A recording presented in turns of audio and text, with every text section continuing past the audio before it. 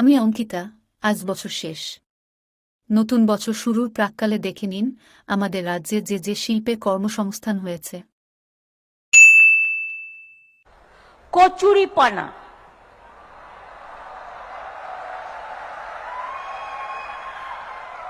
আপনারা কি জানেন কচুরি পানা দিয়ে এত সুন্দরভাবে সেটাকে শুকিয়ে ব্যাগ তৈরি করছে, বাজারে যাওয়ার ব্যাগ তৈরি করছে, খাবার থালা তৈরি করছে।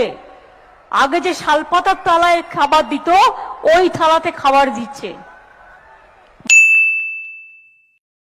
কাশফুলগুলো আমাকে খুব আকর্ষণ করে এবং দুর্গাপুজোয় আপনারা জানেন কাশফুল কাশফুল কাশফুল কাশফুল, কত কাশফুল বনে বনে হয়ে আছে। তোমরা যদি এই যে আমরা দেখবেন অনেক জায়গায় খুব হালকা লেপ ইউজ করে গায়ে দেওয়ার জন্য, বাচ্চাদের জন্য তুলোর পিলো ইউজ করে, মানে বালিশ। এই কাশফুল দিয়ে কত ভালো হতে পারে ভাববেন। এক একটা জিনিস আছে গ্রামগঞ্জে অনেক জায়গায় এখনো পড়ে আছে, যা দিয়ে আপনার ব্যবসা হতে পারে। আপনারাই বা গ্রামে গঞ্জে এই কাশফুলগুলো তুলে একটু আটা টাটা লাগিয়ে যাতে ঝরে না যায়, কত কি বেরিয়েছে আজকাল। এগুলো দিয়ে ফুলদানিতে ফুল রাখার ব্যবস্থা করতে পারে। আমি আগে বললে অনেকে আমাকে টোন টিটকিরি করতো, তারা আজকে বুঝবেন।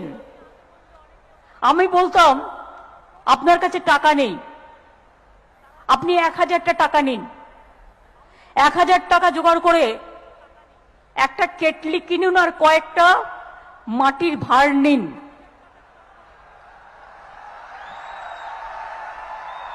সাথে কিছু বিস্কুট নিন, আস্তে আস্তে বাড়বে।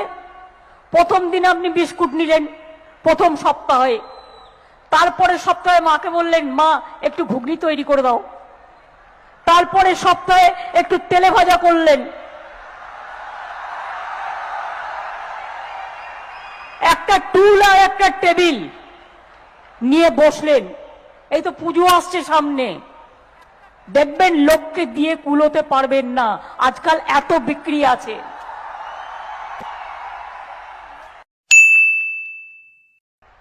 গ্রামে গ্রামে দেখবেন কত পাতা আছে, কেন্দু পাতা নয়, বড় বড় পাতা আছে।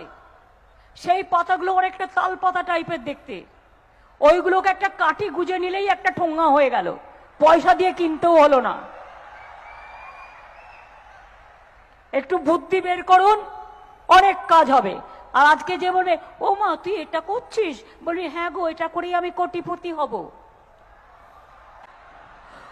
যত মানুষ আজকে মাটির থেকে উঠে বড় হয়েছে, মাটির থেকে উঠে আকাশ ছুঁয়েছে, তারা কিন্তু এটাই তাদের কাহিনী, এটাই তাদের গর্ব, এটাই মেন বাহিনী। এই কাজটা করুন তো।